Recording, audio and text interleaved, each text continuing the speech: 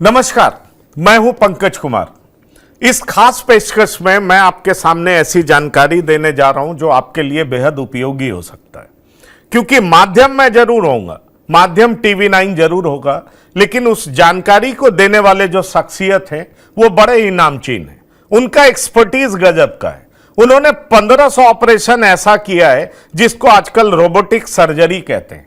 तो समझ लीजिए कि रोबोटिक सर्जरी में भी जिसे 1500 ऑपरेशन करने का अनुभव हो वो कितना जानकार होगा, उसका अनुभव किस तरह का होगा। अगर मैं पढ़ाई लिखाई की बात करूं तो बहुत सारी डिग्री उन्होंने विदेश से ली है और इसके बारे में मैं आपको बताता रहूंगा। पर आप समझ लीजिए कि अगर आपके जोड़ों में दर्द है, आपके कंधे में दर्द है, आपके नी में दर्द है, आप कंफ्यूज्ड हैं कि भाई कैसे ऑपरेशन कराएं, क्या वो मैन मेड ऑपरेशन हो, क्या रोबोट से ऑपरेशन हो, किस डॉक्टर के पास जाएं, क्या मेरी बीमारी खत्म होगी या नहीं होगी, क्योंकि बहुत बहुत तरह की भ्रांतियां हैं। एक बार हड्डी में फंसे आप ठीक नहीं होंगे, आप एक बार जोड़ों में फंसे इसका कोई इलाज नहीं होगा। पर यकीन मानिए मेरे साथ जो डॉक्टर हैं वो आपके हर परेशानी का इलाज बता देंगे। और मेरे साथ जो डॉक्टर हैं वो आपकी नाउम्मीदी को उम्मीद में तब्दील कर देंगे। मेरे साथ जो डॉक्टर हैं वो आपके कंफ्यूजन को कॉन्फिडेंस में बदल देंगे। इसलिए मैं ज्यादा समय नहीं लूंगा। मेरे साथ बात करने के लिए डॉक्टर शेखर श्रीवास्तव हैं, जिनकी डिग्री है MBBS MS ऑर्थोपेडिक्स, एओ फेलोशिप है ऑस्ट्रिया से और फेलोशिप इन्होंने किया है जर्मनी और USA से। डिग्रियां इतनी हैं कि अगर मैं बताना शुरू किया तो लगता है शायद मैं क्वेश्चन पूछ नहीं पाऊंगा। इसलिए आप ये जान लीजिए कि बहुत सारी डिग्री लेने के बाद इनके पास अच्छा खासा अनुभव भी है। इसलिए डॉक्टर श्रीवास्तव, TV9 के प्लेटफॉर्म पर आपका बहुत बहुत स्वागत है। बहुत बहुत धन्यवाद पंकज जी। और आपका जो इंट्रोडक्शन है बहुत ही ज़बरदस्त है, लेकिन मैं यही कहना चाहूँगा कि इन डिग्रियों का कोई अर्थ नहीं है जब तक कि आप खुद एक्सपीरियंस आपका उसमें ना हो, जब तक कि आप पेशेंट की परेशानी समझ के उसका इलाज न करें। और उससे जो आप सीखते हैं वो इन डिग्रियों से कहीं ज़्यादा बढ़ के होता है। नहीं, इसीलिए मैंने सबसे पहले आपकी डिग्री बताने से पहले आपका अनुभव बताया, क्योंकि डॉक्टर और वकील अनुभवी ना हो और खासतौर पर जर्नलिस्ट भी अनुभवी ना हो, उसके बाल कुछ पके हुए दिखाई नहीं दे तो लोग गंभीरता से लेते नहीं। और बाल पकने का मतलब ये धूप में नहीं पकता, ये अपने प्रोफेशन में ही पकता है। इसलिए डॉक्टर साहब सीधा सवाल पर आता हूं। ये जो कंधों का दर्द, नी में दर्द, लोगों को रिप्लेसमेंट कराने की चुनौती, और वो इस बात से डर जाते हैं कि एक बार रिप्लेसमेंट करा लिया तो भी सॉल्यूशन नहीं मिलना है, ना कंधा उठ पाएगा, ना नी काम कर पाएगा, आखिरकार अब तो हमें जीवन से तौबा कर लेना चाहिए। उन लोगों को आप क्या कहना चाहेंगे? तो जैसा कि आप देखेंगे या आप अपने घर के आसपास देखते होंगे, काफ़ी लोग कंप्लेन करते हैं कि मेरे कंधे में दर्द है, मेरे घुटनों में दर्द है।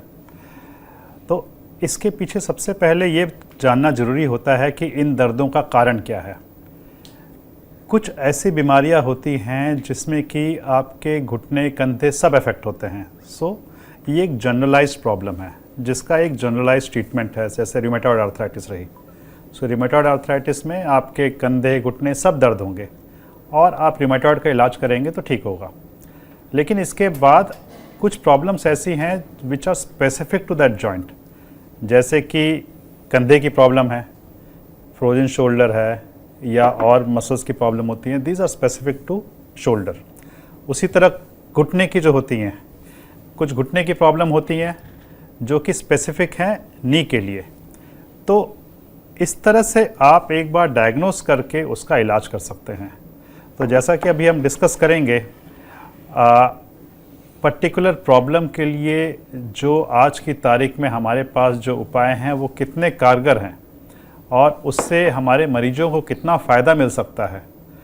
तो ये सारी चीज़ें हम एक एक करके डिस्कस नहीं, मैं वही चाहता हूँ आप हमारे दर्शकों को बताएं, क्योंकि देखिए वो कहते हैं ना, स्वास्थ्य से बड़ा कोई धन नहीं है। और अगर स्वास्थ्य भी खत्म हो गया, health is lost, everything is lost. और आजकल हेल्थ को प्रॉपरली मेंटेन रखना और उसको बनाए रखना सबसे बड़ी चुनौती है।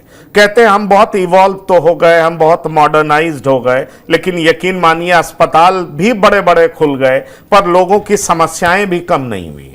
इसलिए मैं आपसे पूछना चाहता हूं कि अगर हम ये कहें कि नी आर्थराइटिस प्रॉब्लम इंडियन पॉपुलेशन में कितना बड़ा प्रॉब्लम है, क्योंकि नी से जुड़ा जब भी कोई मामला आता है तो लोग घबराने लगते हैं।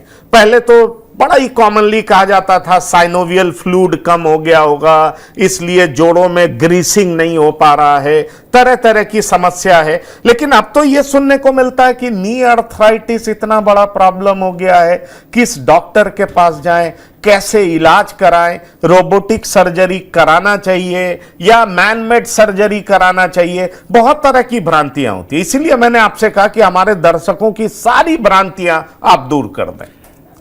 तो जैसा आपने पूछा कि ये नी आर्थराइटिस की प्रॉब्लम कितनी बड़ी प्रॉब्लम है ना, तो इसका आप ये अंदाज़ा लगा सकते हो कि स्टैटिस्टिक्स के हिसाब से 25 से 30% ऑफ द पॉपुलेशन, इंडिया की पॉपुलेशन नी आर्थराइटिस से सफ़र करती है। अगर आप इसको एक्स्ट्रापोलेट करें, जो हमारी पॉपुलेशन है which is close to 140 crore now, तो उस हिसाब से अगर देखा जाए तो करीब करीब 35 से 40 करोड़ लोग ऐसे हैं जो किसी न किसी फॉर्म में घुटने की आर्थराइटिस से प्रभावित है। ठीक है, अब ये जो आर्थराइटिस हमें सुनने में इतना बड़ा लग रहा है कि 30 करोड़ 40 करोड़, ऐसा नहीं कि सबको सर्जरी की ज़रूरत पड़ रही है। हाँ, उनके घुटने में ज़रूर दिक्कत है, लेकिन ये ज़्यादातर जो प्रॉब्लम होती है, ज़्यादातर प्रॉब्लम हम अपनी थोड़ी लाइफस्टाइल चेंज करके और थोड़ी सी मेडिसिन से ठीक कर सकते हैं। एक बहुत स्मॉल परसेंटेज होता है which I would say less than 1%, 0.5% ऐसे होते हैं जिनको कि सर्जरी की ज़रूरत पड़ती है। तो ज़्यादातर जो ये पॉपुलेशन को जो आर्थराइटिस होती है, ये दवाइयों से, एक्सरसाइज से ठीक हो सकती है। और जैसा आपने बताया, इसमें से भी ऑलमोस्ट 70% जो प्रॉब्लम होती है वो हम लेडीज़ में देखते हैं। नहीं, उस पर हम आएंगे, लेडीज की भी बात करेंगे। और लेडीज के बगैर तो कोई समाज, कोई सोसाइटी, कोई देश पूरा होता ही नहीं है, और उनकी भी समस्याएं बहुत सारी हैं।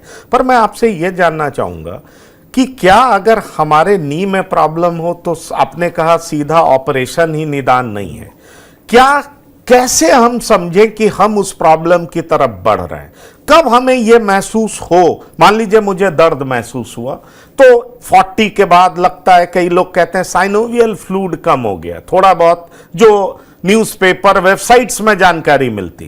पर कैसे हम समझें कि ये अर्थराइटिस का सिम्टम है, और क्यों हम समझें कि अर्थराइटिस का सिम्टम है तो हमें अच्छे डॉक्टर के पास जाना चाहिए? उसका इंडिकेशन क्या होता है? जैसे हमारी एज बढ़ती है, तो एज बढ़ती है तो हमारे बॉडी में वियर एंड टियर चेंजेस आते हैं। जैसा आपने डिस्कस किया था अपने स्टार्ट में कि लोगों के बाल सफ़ेद होते हैं, दैट्स ऑल्सो एजिंग प्रोसेस। तो उसी तरह हमारे घुटनों में भी एज के हिसाब से चेंजेस आते हैं।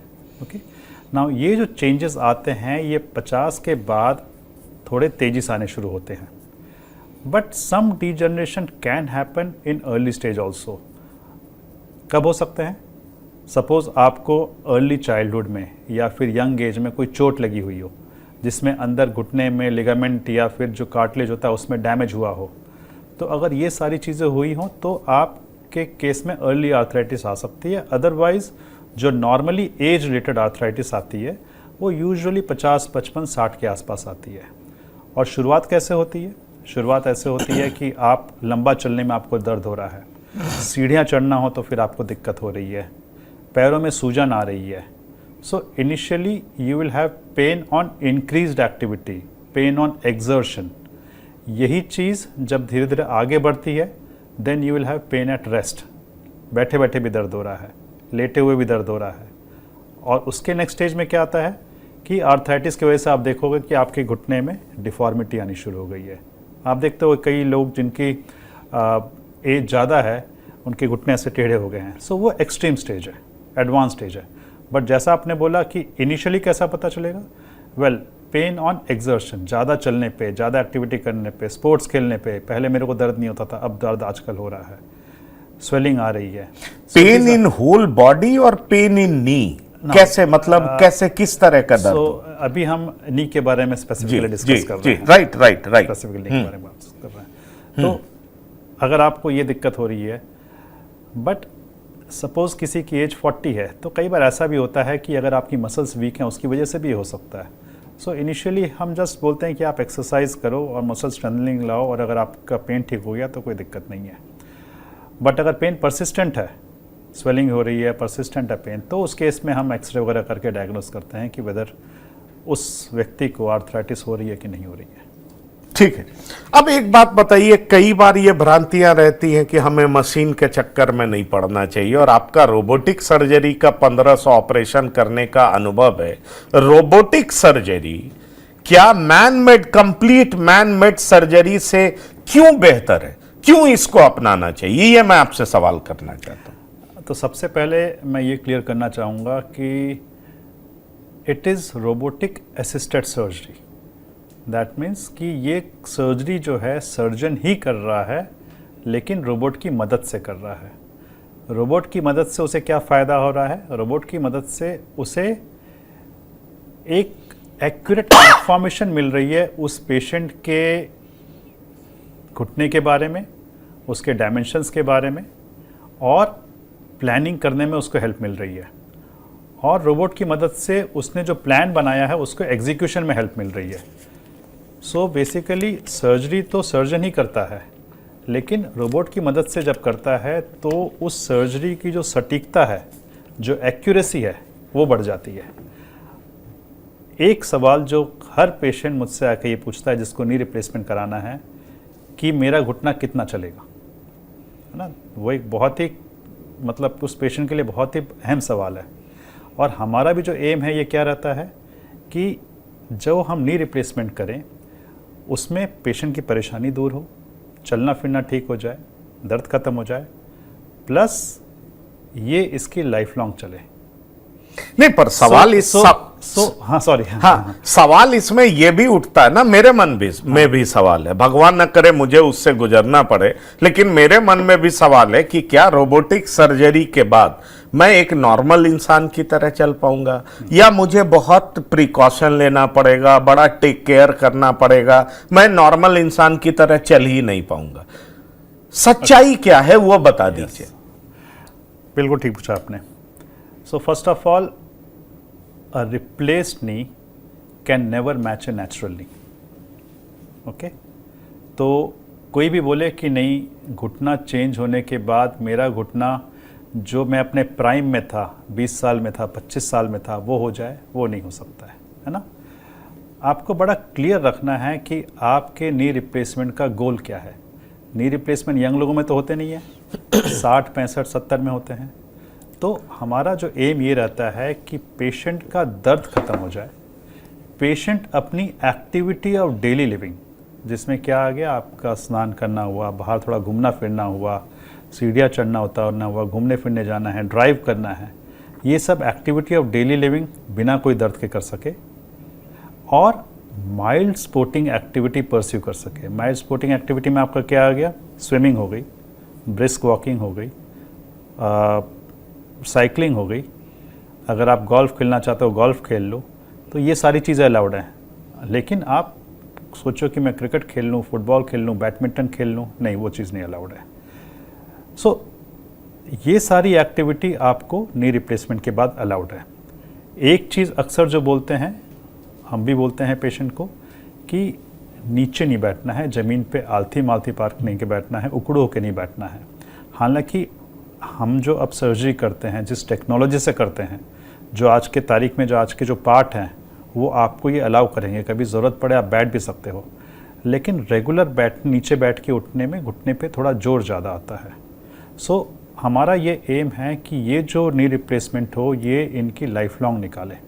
तो इसीलिए हम बोलते हैं कि कभी ज़रूरत हो तो बैठ जाइए, अदरवाइज ये एक्टिविटी आप अवॉइड करिए। तो मुझे लगता है मैं दर्शकों को और थोड़ा सिंप्लीफाई करके बता दूं कि अगर आपने नी रिप्लेसमेंट कराया तो आप यकीन मानिए, और वो भी ऐसे डॉक्टर से कराया जिनका इतना अनुभव है, तो आप यकीन मानिए आप नॉर्मल जिंदगी तो जी सकते हैं, आप पेनलेस जिंदगी, दर्द रहित जिंदगी तो जी सकते हैं, आप नॉर्मल वॉक कर सकते हैं, ब्रिस्क वॉक कर सकते हैं। लेकिन अगर आप ये सोचते हैं कि 20 साल की उम्र की तरह आप जो है बैडमिंटन जंप करके खेलेंगे, फुटबॉल घंटों खेलेंगे, वो संभव नहीं है। और वो बड़ी ही ईमानदारी से डॉक्टर श्रीवास्तव आपके सामने बता रहे हैं कि कैसे अपनी जिंदगी के बारे में आपको ख्याल रखना है, कैसे अपनी जिंदगी को बेहतर बनाना है और कैसे दर्द रहित जिंदगी आप जी सकते हैं और आप उसको एंजॉय कर सकते हैं। तो ये एक जो बड़ा ही सीधा सा आंसर इन्होंने दिया है कि दर्द रहित जिंदगी, पेनलेस जिंदगी आप 60-70 साल के उम्र में भी, क्योंकि जब आप सोते हैं तो भी दर्द करता है, आप थोड़ा भी मूव करते हैं आपको पेन होता है, लाइफ बोरिंग लगने लगता है, लाइफ बर्डनसम लगने लगता है। और अगर आप इससे दूर जाना चाहते हैं, इससे अलग हटना चाहते हैं, वापस जवानी जैसी जिंदगी पाना चाहते हैं, तो आप रोबोटिक सर्जरी करा सकते हैं, क्योंकि यह सर्जरी विद एक्यूरेसी होता है, यह विद प्रिसीजन होता है। इसलिए जो थोड़ा बहुत माइनर मिस्टेक की गुंजाइश होती है उसके चांसेस नहीं के बराबर हो जाते हैं। एम आई राइट डॉक्टर? आपने नटशेल में बहुत अच्छा बता दिया है, एग्जैक्टली यही है। इनफैक्ट हम हमेशा पेशेंट को ये बोलते हैं कि नी रिप्लेसमेंट सर्जरी जो है, this is not a life saving surgery, this is to improve your quality of life. तो ये एक सर्जरी है जिससे आपकी quality of life drastically change हो जाती है। लेकिन पेशेंट की कई बार ये एक्सपेक्टेशन होती है कि मैं उसके बाद सब कुछ कर पाऊंगा, लेकिन जैसा आपने बताया कि विगरस एक्टिविटी वो चीज़ नहीं अलाउड होती है, उसके अलावा आप सब कुछ कर सकते हो। ठीक है, अब मेरा अगला सवाल है, ये प्रॉब्लम महिलाओं में ज्यादा देखा जाता है। अगर पुरुषों की तुलना में महिलाओं की बात करें तो महिलाओं में ज्यादा देखा जाता है। क्या ये इसी सब कॉन्टिनेंट में ऐसा होता है या अक्रॉस द वर्ल्ड ये होता है कि महिलाओं में ज्यादा प्रॉब्लम होता है, पुरुषों में कम होता है, और इसकी वजह क्या होती है? हमारे सब कॉन्टिनेंट में ये प्रॉब्लम थोड़ी ज़्यादा है, स्पेशली इंडियन सब कॉन्टिनेंट में नी आर्थराइटिस। मैं कहीं पढ़ रहा था, मैं आपसे सवाल करने से पहले मैं भी कुछ रिसर्च कर रहा था, तो मुझे पता लगा कि इंडियन सब कॉन्टिनेंट में ये ज्यादा प्रॉब्लमेटिक है, ये ज्यादा प्रॉब्लम इंडियन सब कॉन्टिनेंट में ये ज़्यादा प्रॉब्लम है। तो मैं दोनों चीज़ पाता हूँ कि महिलाओं में क्यों ज़्यादा है और फिर इंडियन सब कॉन्टिनेंट में क्यों ज़्यादा है। तो महिलाओं में ज़्यादा होने का रीज़न 2-3 रीज़न है। एक तो बायोलॉजिकल फैक्टर है, biological factor in the sense कि as we know that women में थोड़े हार्मोनल चेंजेस होते हैं, मेनोपॉज होता है, तो जो ईस्ट्रोजन हार्मोन है वो बेसिकली जॉइंट के लिए प्रोटेक्शन का काम करता है, और आफ्टर मेनोपॉज ईस्ट्रोजन कम हो जाता है, तो एक उससे थोड़ा जॉइंट डैमेज ज़्यादा होता है। सेकेंडली फीमेल्स में, फिर से मैं क्लियर कर दूं, डॉक्टर जिस हार्मोन की बात कर रहे हैं वो महिलाओं में हार्मोन होता है जिसको एस्ट्रोजन कहते हैं, प्रोनाउंस डॉक्टर अलग तरीके से कर रहे होंगे, और पुरुषों में एंड्रोजन्स होता है। एम आई राइट? तो जो महिलाओं में एस्ट्रोजन हार्मोन्स होता है वो मेनोपॉज के बाद, यानी मासिक धर्म जब बंद होता है, तो इस हार्मोन्स का रिलीज नहीं के बराबर या कम हो जाता है, और उस वजह से महिलाओं में ये समस्याएं ज्यादा हो जाती हैं। आप आगे बताएं। दूसरा ये है कि जो लेडीज में कार्टिलेज का वॉल्यूम जो होता है वो भी थोड़ा कम होता है, उसकी वजह से भी होता है, और कुछ बॉडी स्ट्रक्चर भी फीमेल में ऐसा होता है कि घुटने पे थोड़ा जोर ज़्यादा आता है। तो ये तो बायोलॉजिकल फैक्टर्स हैं। दूसरा फैक्टर आता है आपका social factor. Social factor is very important with respect to arthritis in Indian subcontinent, क्योंकि आपको पता है कि हमारे देश में जो न्यूट्रिशन पार्ट है, स्पेशली फीमेल का न्यूट्रिशन पार्ट थोड़ा सा लैकिंग है। सो स्पेशली हमारे डाइट में प्रोटीन और कैल्शियम जो होना चाहिए वो थोड़ा कम होता है, तो उसकी वजह से फीमेल्स में osteoarthritis as well as osteoporosis दोनों ज़्यादा पाया जाता है। तो इसकी वजह से भी फीमेल्स में हम देखते हैं कि आर्थराइटिस थोड़ी सी मैं आता हूं, मैं ऑस्टियोपोरोसिस और ऑस्टियोआर्थराइटिस के बारे में भी बात करूंगा, पर आप ये बताइए कि फीमेल्स में भी आपने कहा प्रोटीन्स फीमेल्स कम लेती हैं या कैल्शियम कम खाती हैं, और खासतौर पर इंडियन पॉपुलेशन में ये ज्यादा देखा गया, आप ये कहना चाह रहे हैं, राइट? यस, मैं आपसे ये सवाल पूछना चाहूंगा कि बहुत सारे लोग हमने देखा है कि फीमेल्स ज्यादा रिलीजियस होती हैं, बहुत लोग नॉनवेज नहीं खाते हैं, और ये एक बात कही जाती है कि अगर आप नॉनवेज नहीं खाएंगे तो आपको विटामिन B12 तो नहीं मिलेगा, साथ ही साथ आपको प्रोटीन भी नहीं मिलेगा। तो क्या वेजिटेरियन जो महिलाएं हैं, क्या उनके पास ये तरीका है, कोई माध्यम है जिसके जरिए वो प्रोटीन डेफिशिएंसी को पूरा कर सके? नहीं, डेफिनेटली ऐसा नहीं कि जो वेजिटेरियन हैं उनके पास प्रोटीन या कैल्शियम के सोर्सेज नहीं हैं, डेफिनेटली हैं। अगर आप सोया प्रोडक्ट्स देखें, मिल्क प्रोडक्ट्स देखें, तो उसमें भी होता है। पर बहुत सारे तो आजकल वीगन डाइट्स के सपोर्टर हो गए हैं, वो बिल्कुल दूध भी नहीं लेना चाहते, उनके पास क्या ऑप्शन? सो ये सारे फैक्टर्स अगर देखिए, अगर इस तरह से है तो आपको एक्स्ट्रा सप्लीमेंट लेना जरूरी हो जाता है ना, क्योंकि अगर आपके डाइट से आपकी रिक्वायर्ड न्यूट्रिशन नहीं आ रही है तो आपको उसके साथ साथ एक्स्ट्रा सप्लीमेंट लेना जरूरी है। हम जब ऑस्टियोपोरोसिस पे बात कर रहे हैं तो ये जानना ज़रूरी है कि हमारा जो स्पेशली लड़कियों में जो पीक बोन मास होता है वो 30 साल की उम्र में पहुंच जाता है। दैट मीन्स 30 इयर्स में किसी भी लेडी का बोन में सबसे ज़्यादा बोन मास होता है और उसके बाद से वो धीरे धीरे नीचे ही जाता है। तो इसीलिए बहुत ज़रूरी है कि जो टीनेज गर्ल्स हैं, जो 20s में हैं, उनको उस समय कैल्शियम, साथ में विटामिन डी, प्रोटीन और एक्सरसाइज करके अपना पीक बोन मास मैक्सिमम रखना है, सो दैट कि बाद में उसका फ़ायदा मिलता रहे। ऐसा नहीं है कि बाद में आप नहीं कर सकते, लेकिन बायोलॉजी के हिसाब से पीक बोन मास आपका 30 की उम्र में पहुंच जाता है। ठीक है, तो ये जो चीज़ है ये हमारे बेसिकली हमारे सोसाइटी, हमारे एजुकेशन, फैमिली मानी चाहिए कि भाई लड़कियों को भी प्रॉपर डाइट जिसमें कि rich in protein, rich in calcium, एक समझ के लें कि हाँ मेरे को लेना है। सो देयर कम्स दिस, वो हमारे, अगर आप इंडियन डाइट देखें, अगर हमारी जो नॉर्मल इंडियन डाइट है, normal Indian diet is poor in protein and calcium. जो हम अपना नाश्ता करते हैं, खाना खाते हैं, अगर देखा जाए तो हर आदमी को क्या दाल सफिशिएंट प्रोटीन प्रोवाइड नहीं कर सकता? But you have to take adequate amount of dal ना, सिर्फ एक कटोरी दाल में शायद नहीं होगा।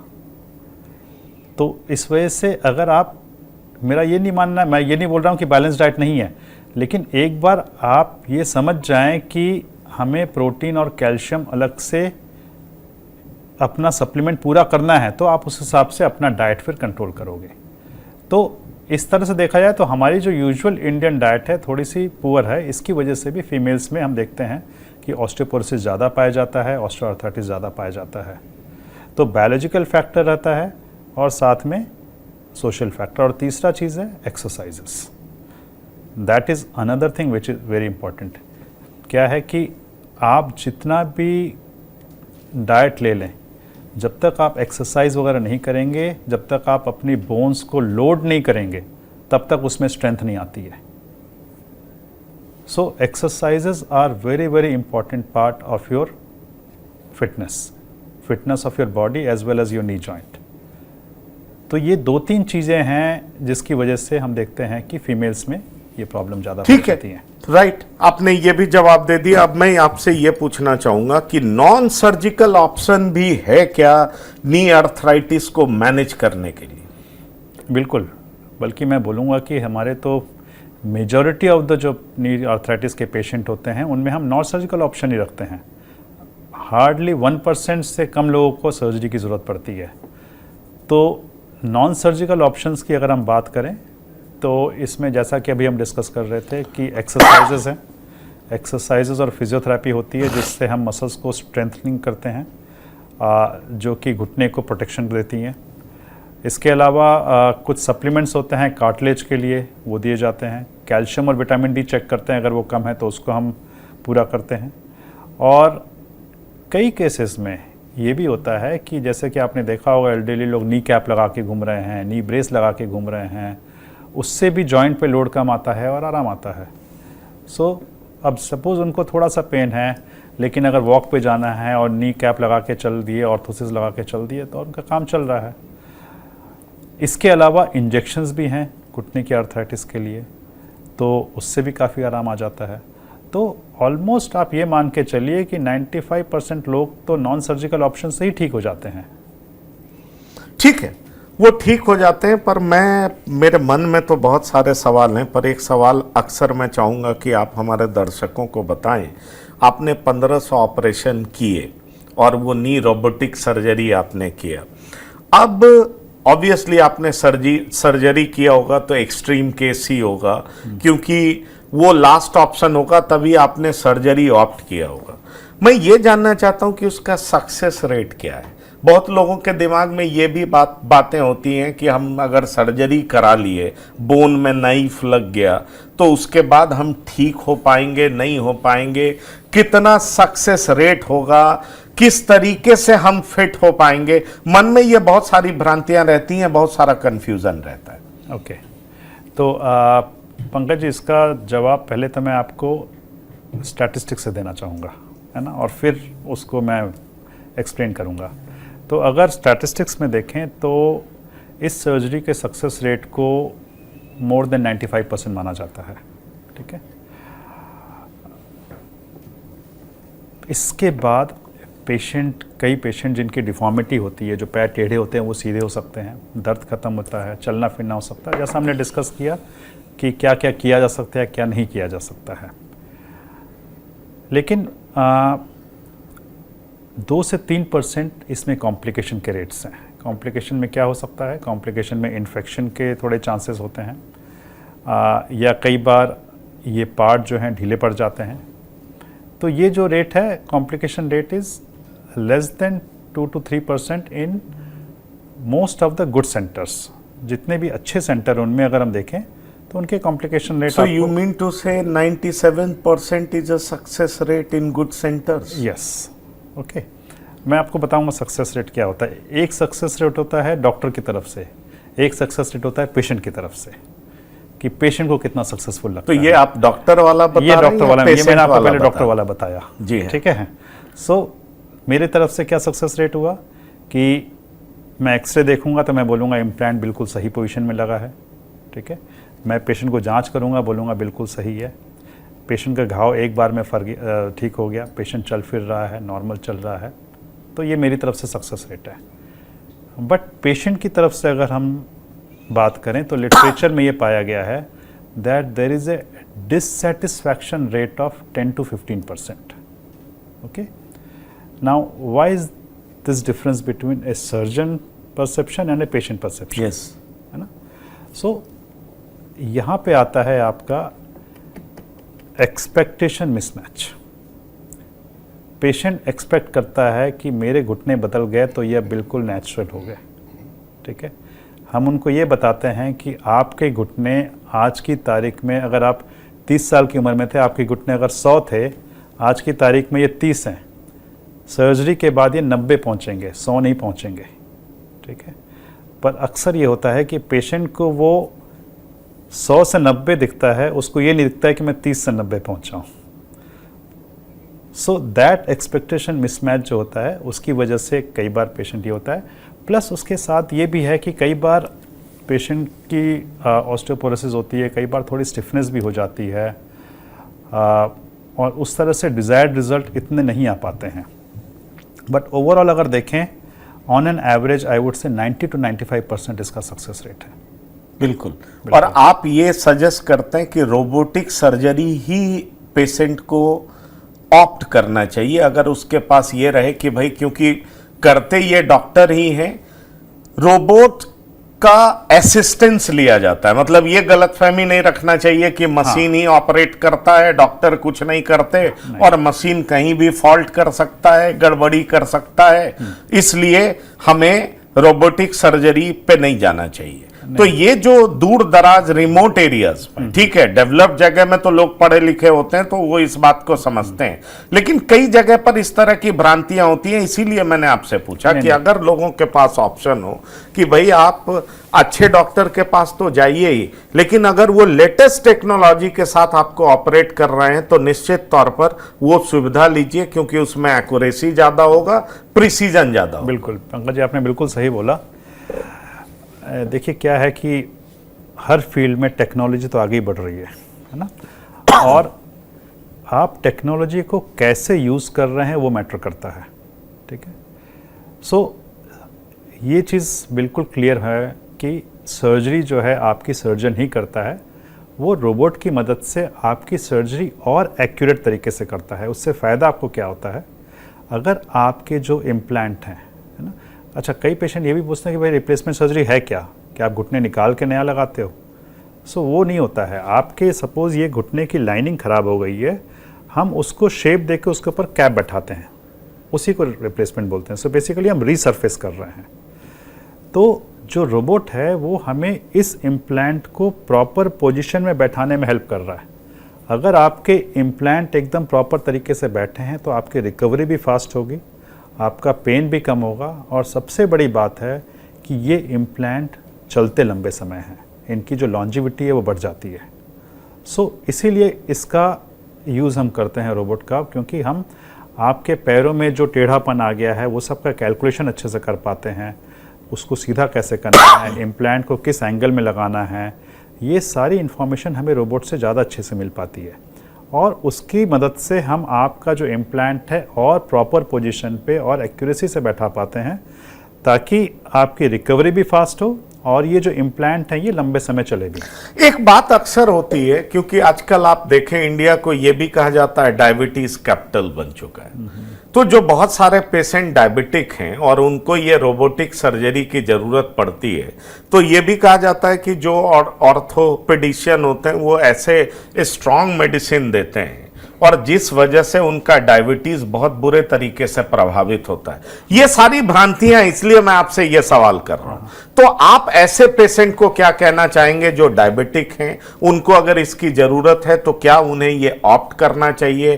क्या उनका डायबिटीज का जो संतुलन है वो बिगड़ सकता है, या इस तरह की मेडिसिन जो आप उनको ऑपरेशन के बाद, पोस्ट ऑपरेशन, प्री ऑपरेशन जो प्रोवाइड करते हैं, क्या उसका साइड इफेक्ट उनके शरीर में दिखाई पड़ सकता है? नहीं, आपने जो बहुत ही एक वेरी इंपॉर्टेंट क्वेश्चन, बिकॉज जैसा आपने बोला India is the diabetes capital और हमारी ऑलमोस्ट 30% पॉपुलेशन डायबिटीज़ की शिकार है। और जो आप बोल रहे हैं ये सिर्फ भ्रांति नहीं, इसमें थोड़ी सच्चाई भी है। तो डायबिटीज़ के पेशेंट में we have to be extra careful. सबसे पहले हम ये बोलते हैं कि ये सर्जरी सिर्फ घुटने के लिए नहीं हो रही है, सिर्फ आपके पैरों के लिए नहीं हो रही है, ये आपकी टोटल लाइफस्टाइल के लिए हो रही है। तो इसलिए ज़रूरी है कि आप अपनी लाइफस्टाइल भी चेंज करो। तो शुगर कंट्रोल बहुत ज़रूरी है। जैसा आपको पता है कि वो HbA1c 3 महीने का एवरेज जो देखा जाता है, तो वी एंश्योर कि ये जो इनका 3 महीने का एवरेज है वो एक पर्टिकुलर लेवल से नीचे है, तभी हम करते हैं। और अगर वो नहीं है तो हम उनको ये बोलते हैं कि आप अपना डाइट कंट्रोल करो, एक्सरसाइज करो, अपने फिजिशियन की सलाह लो, ताकि आपका शुगर कंट्रोल रहे, और उसके बाद ही हम ये सर्जरी करेंगे। अदरवाइज़ आपकी सर्जरी में कॉम्प्लिकेशन होने के चांसेस हैं। सर्जरी के बाद definitely because of any stress sugar बढ़ता है, उसको भी कंट्रोल करने के लिए हम तैयारी रखते हैं। We are always this is always a team work. Surgery is always a team work, है ना।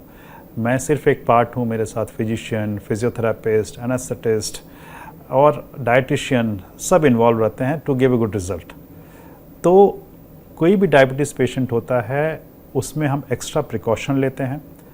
वी एंश्योर कि उनका शुगर कंट्रोल में है, उनकी दवाइयाँ उसी हिसाब से मॉडिफाई की जाती हैं, डाइटिशियन उसी हिसाब से लगते हैं। प्लस पेशेंट को हम बार बार ये बता के करते हैं कि देखिए आपकी सर्जरी तो हो रही है, लेकिन आगे भी चल के आपको अपना शुगर कंट्रोल रखना है, क्योंकि शुगर के पेशेंट जो हैं उनमें इन्फेक्शन होने का खतरा ज़्यादा रहता है। डॉक्टर साहब, मैं आपसे 2 सवाल और करना चाहूँगा। अक्सर लोग ब्लड प्रेशर के भी शिकार होते हैं उस उम्र में जिस उम्र में इसकी ज़रूरत पड़ती है। तो चाहे वो ब्लड प्रेशर से पीड़ित हो, चाहे किसी अंग में कैंसर से पीड़ित हो, और उनको भी रोबोटिक सर्जरी की ज़रूरत है। वो आपके पास आते हैं और आप कहते हैं कि रोबोटिक सर्जरी की ज़रूरत है। क्या उनको ये ऑप्ट करना चाहिए? उनके लिए भी सामान्य तरीके से रोबोटिक सर्जरी हो सकता है, उनका भी नी रिप्लेसमेंट हो सकता है, उनका भी सोल्जर रिप्लेसमेंट हो सकता है जहां पेन है, आर्थराइटिस है। क्या संभावनाएं हैं, जरा हमारे दर्शकों को बता दीजिए। तो सारे पेशेंट जिनमें कि हम नॉर्मल रिप्लेसमेंट कर सकते हैं, उनमें हम रोबोटिक भी कर सकते हैं, और बल्कि अच्छे से कर सकते हैं और अच्छे रिजल्ट उसमें आ सकते हैं। ओनली कंडीशन जहाँ पे हम रोबोटिक की बजाय कन्वेंशनल रीड रिप्लेसमेंट करना चाहेंगे, वो होता है अगर पेशेंट बहुत ही ज़्यादा ऑस्टियोपोरोटिक है, अगर उनकी हड्डियाँ बहुत ज़्यादा कमज़ोर हैं, उस केस में हम रोबोटिक सर्जरी थोड़ी सी अवॉइड करते हैं, क्योंकि उसमें थोड़े से फ्रैक्चर के चांसेस ज़्यादा होते हैं। उसके अलावा बाकी कोई भी कंडीशन जिसमें कि रिप्लेसमेंट की ज़रूरत है, उसमें रोबोटिक सर्जरी ज़्यादा अच्छे तरीके से काम करती है। चलिए, ये बहुत महत्वपूर्ण सवाल, मैं कहूँगा जवाब, इंफॉर्मेशन डॉक्टर साहब ने दिया है आप सब तक, कि जिन लोगों में ओस्टियोपोरोसिस एक्सट्रीम कंडीशन में उनकी हड्डियां टूट सकती हैं, वहां पर रोबोटिक सर्जरी अप्लाई नहीं किया जाता है। पर आजकल ऑस्टियोपोरोसिस के लिए भी टाइम टू टाइम इंजेक्शन देते हैं। हाँ, अगर वो इंजेक्ट करके और ये देखा जाए कि उनकी कंडीशन ठीक है, तो फिर हम क्या रोबोटिक सर्जरी के लिए जा सकते हैं? हाँ, बिल्कुल कर सकते हैं, वो चीज़ जा की सकते सकती हैं। है। हाँ। मेरा अंतिम सवाल, कुछ और मैसेज देना चाहेंगे? युवाओं में भी हड्डी को लेकर के बहुत सारी समस्याएं बढ़ रही हैं। ये 40, 50, 60 की तो बात हम कर रहे थे, पर हमारा डाइट इस तरह का हो चुका है कि बहुत सारे युवा भी आते हैं, वो झुक जाते हैं, उनके कमर में प्रॉब्लम है, उनके नी में प्रॉब्लम है, उनके सोल्जर में प्रॉब्लम है, वो पालथी मार के ढंग से बैठ भी नहीं सकते। इसका मतलब कहीं ना कहीं नी में प्रॉब्लम है। तो आखिरकार उनमें प्रॉब्लम है तो कम उम्र में हो क्यों गया? और कम उम्र में हो क्यों गया? तो क्या हमारा सीडेंटरी लाइफस्टाइल, खाने का स्टाइल, क्या ऐसा बदल गया है, या कोई जेनेटिक चेंज हो रहा है जिस वजह से बहुत सारे यंग पेशेंट आपको मिलते होंगे, कई सारे हॉस्पिटल्स में जाते हैं? तो मुझे लगता है जरा युवाओं के लिए भी एक मैसेज दे दीजिए और सच्चाई बता दीजिए, उन्हें आईना दिखा दीजिए कि बाकी जिंदगी तुम स्वस्थ होकर जीना चाहते हो तो क्या सब छोड़ दो, क्या अपना लो, क्योंकि स्वास्थ्य ही नहीं रहेगा तो कुछ भी कमा लो, सब बेकार होगा।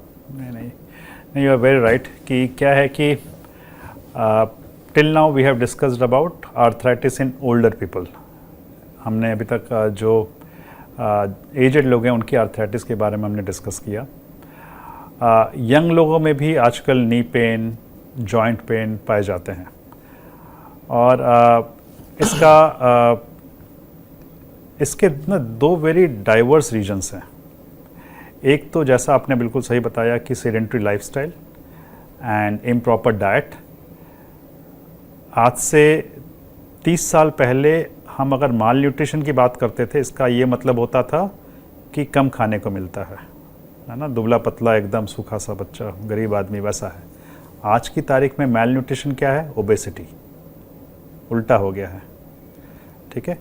और उसकी वजह से भी हमारे जॉइंट्स पे प्रेशर आते हैं, जॉइंट में इंजरी होती है और दिक्कत होती है। So weight control, proper exercises to maintain your muscles आपकी बॉडी के लिए बहुत ज़रूरी हैं, उनको प्रॉपर डेवलप करना, and proper diet, these 3 things are very essential. और आज की तारीख में you see the rise of obesity in children,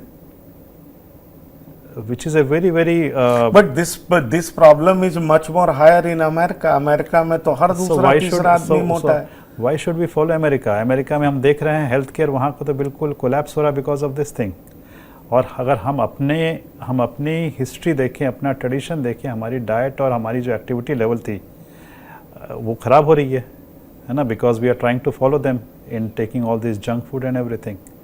तो अगर हम एक प्रॉपर बैलेंस डाइट लें, हम अपनी एक्सरसाइज करें, अपना वेट कंट्रोल रखें, और साथ में बच्चों में तो सिर्फ if they just follow one sport, वो एक स्पोर्ट फॉलो करें, then also it's enough. But problem वही है कि जैसा आपने बोला sedentary lifestyle, so that all this things are contributing to joint pain. ये एक चीज़ है। दूसरा चीज़ भी ये पाया गया है कि आज की तारीख में फिटनेस के प्रति भी लोगों का काफ़ी एक्टिविटी बढ़ गई है। लोग काफ़ी जिम जाते हैं, स्पोर्ट्स करते हैं, लेकिन वहाँ भी अगर आप प्रॉपर तरीके से नहीं करें तो आपको इंजरी होने के चांसेस और जॉइंट पेन के चांसेस काफ़ी ज़्यादा होते हैं। इसको हम बोलते हैं ओवर यूज सिंड्रोम। लोग जाके 2-2, 3-3 घंटे जिम में बिताते हैं, which is not good. That also causes harm to your body. तो इसलिए बहुत ज़रूरी है कि आप पहले ये समझें कि आपकी बॉडी को क्या चाहिए। आप अपना वेट कंट्रोल रखें, प्रॉपर ट्रेनर के अंडर समझ के एक्सरसाइज करें या जस्ट एक स्पोर्ट्स खेलें, दैट विल बी अनफ, और अपना वेट कंट्रोल रखें। Prevention is always better than cure, ये हम कब से सुनते आ रहे हैं, but that holds true for young as well as elderly. तो बिल्कुल। और कोई मैसेज आप देना चाहेंगे हमारे दर्शकों को जो खास तौर पर आर्थराइटिस जैसी समस्याओं से जूझ रहे हैं और उनके मन में बहुत सारी भ्रांतियां हैं? तो मैं यही बोलना चाहूँगा, जैसा हमने डिस्कस किया कि आर्थराइटिस में कुछ चीज़ें जो हैं जो आपके कंट्रोल में नहीं है ना, दीज आर नॉन मॉडिफाइबल, जैसे कि एज बढ़ना, फीमेल सेक्स, जेनेटिक फैक्टर, ये सारी चीज़ आपके हाथ में नहीं है, आप कुछ नहीं कर सकते। But there are things which are under you, जो आपके कंट्रोल में है, जैसे कि एक्सरसाइज करना, वेट कंट्रोल करना, प्रॉपर न्यूट्रिशन लेना। आप ये सब चीज़ें करो तो आपकी आर्थराइटिस काफ़ी हद तक कंट्रोल में हो जाएगी। अगर आपको कोई आर्थराइटिस डेवलप हो भी गई तो भी ज़्यादातर चांसेस ये हैं कि आपको कोई सर्जरी की ज़रूरत पड़ेगी नहीं, आप दवाइयों से, एक्सरसाइज से ठीक रहोगे। और अगर आपको सर्जरी की ज़रूरत पड़ती भी है तो आज की तारीख में सर्जिकल टेक्नोलॉजी इतनी अच्छी हो गई है कि आपके जो इसके रिजल्ट्स आते हैं काफ़ी अच्छे होते हैं, और अपनी जो normal day to day activity, अपनी नॉर्मल दिनचर्या है, बहुत अच्छे से कर पाओगे। जी हाँ, तो आपने सुना किस तरीके से डॉक्टर शेखर श्रीवास्तव, तो ये संत परमानंद हॉस्पिटल में कार्यरत हैं, और जिस तरीके से इन्होंने आपको बड़े ही साफ गोई से ये बता दिया कि ओवर यूज आप करते हैं तो भी दिक्कत होगी और लेस यूज करते हैं तो भी दिक्कत होगी, और जिंदगी का फलसफा भी यही है कि मैक्सिमम यूज ओवर यूज करिएगा, excess of anything is bad. अगर आपको लगता है कि बहुत ज्यादा एक्सरसाइज कर लेंगे तो भी आप आर्थराइटिस के शिकार हो सकते हैं, और अगर आपको लगता है कि आराम करने से आप स्वस्थ रहेंगे, आप कोई स्पोर्ट्स नहीं फॉलो करेंगे, जंक फूड खाएंगे, यकीन मानिए तो भी आप इसके शिकार हो सकते हैं, क्योंकि आपका मसल्स मजबूत नहीं होगा, और मसल्स मजबूत नहीं होगा तो आपकी परेशानियां दिन ब दिन बढ़ती जाएंगी। और इसीलिए हम देखते हैं कि जो युवा हैं उनमें इन दिनों बहुत ज्यादा समस्याएं इसलिए आ रही हैं क्योंकि डॉक्टर साहब ने एक बड़ी अच्छी बात कही कि अगर आप सीडेंटरी लाइफस्टाइल फॉलो करते हैं, जंक फूड खाते हैं, कोई स्पोर्ट्स फॉलो नहीं करते, मतलब कोई एक गेम आप प्रॉपरली नहीं खेलते हैं, अपना टाइम अक्सर आप मोबाइल टीवी पर बिताते हैं, और कोई भी व्यायाम ढंग से नहीं करते, और बैलेंस डाइट नहीं खाते हैं, तो यकीन मानिए कम उम्र में भी आपकी समस्याएं कई गुना बढ़ सकती हैं। और इस समस्या से निजात पाने के लिए